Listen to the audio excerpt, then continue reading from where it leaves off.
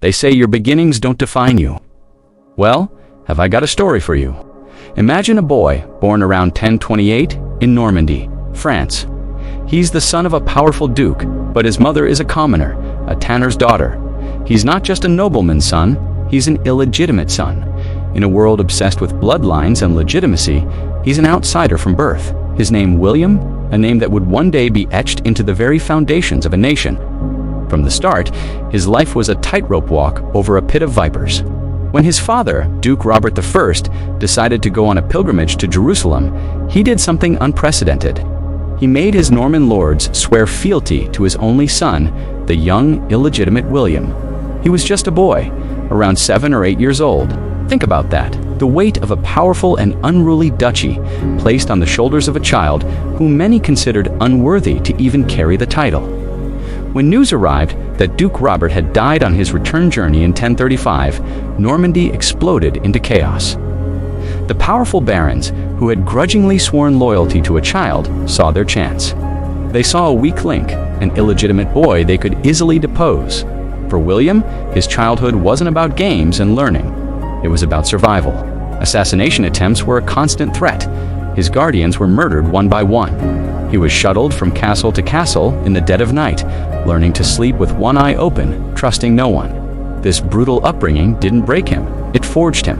He learned to be ruthless, to be cunning, and to read the hearts of men who smiled to his face while sharpening daggers behind his back. He grew up fast, not just in age, but in the harsh realities of power. He wasn't just surviving, he was learning. He learned to ride, to fight, and most importantly, to lead men who were older, more experienced, and more respected than he was. He had to earn their loyalty, not inherit it. By the time he was a young man, he was already a seasoned warrior and a shrewd politician. He faced rebellion after rebellion. At the Battle of Hastings in 1047, with the crucial help of his overlord, King Henry I of France, William crushed a major revolt by his own Norman barons. It was a brutal, bloody affair, but it was his declaration to the world, "I am the rightful Duke of Normandy, and I will not be moved." He wasn't just the boy hiding in the shadows anymore. He was a force to be reckoned with. But Normandy wasn't enough. A man forged in such fire develops a vision that extends far beyond his own borders, and William's gaze turned across the narrow strip of water that separated his duchy from a greater prize, the Kingdom of England. The English succession was a tangled mess. The childless King Edward the Confessor was William's first cousin once removed. William claimed that years earlier, Edward had promised him the English throne. This claim, whether true or a masterful piece of political maneuvering, became the cornerstone of his ambition. When Edward the Confessor finally died in January 1066, the English Council, the Witan, chose their own man, the powerful English Earl, Harold Godwinson. For William, this was not just a political setback. It was a personal betrayal.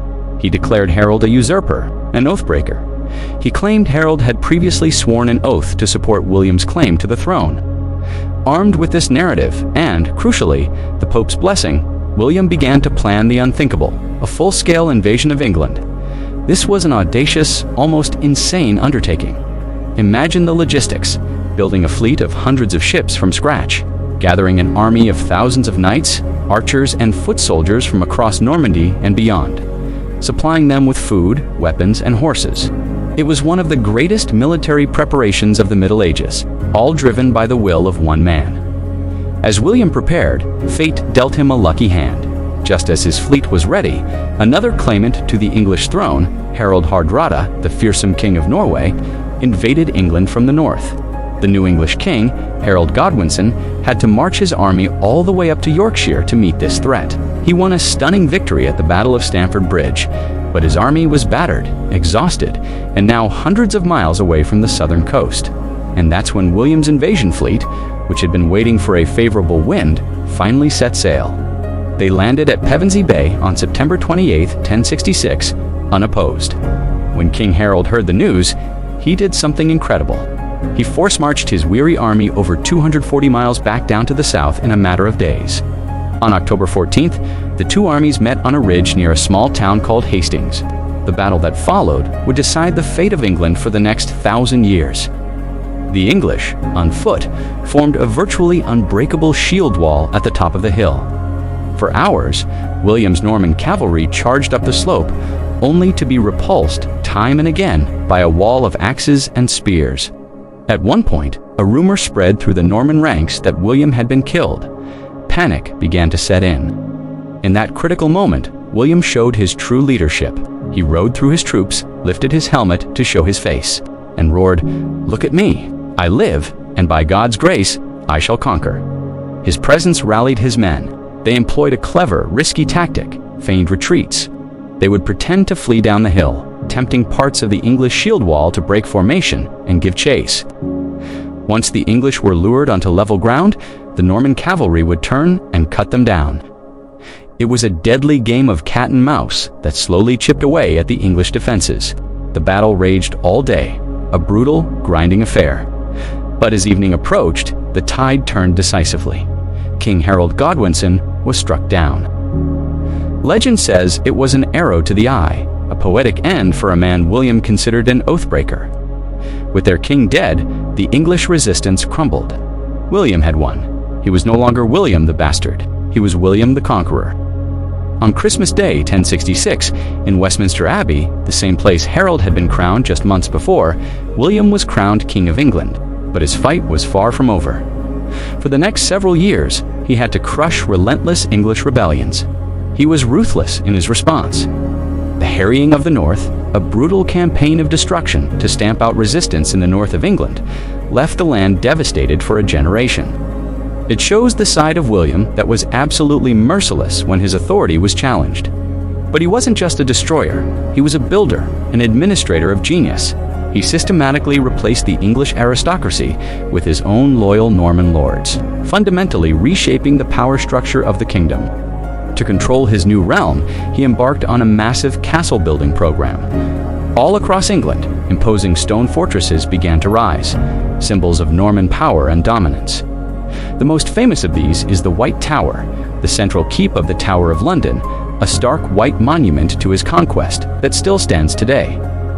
He also commissioned one of the most remarkable administrative achievements of the Middle Ages, the Domesday Book. This was an incredibly detailed survey of all the land in England, who owned what it was worth, and how much tax it owed. It was a complete inventory of his new kingdom, giving him a level of control and knowledge that no previous English king had ever possessed. William's reign forever changed England. He fused Norman French culture with the existing Anglo-Saxon society.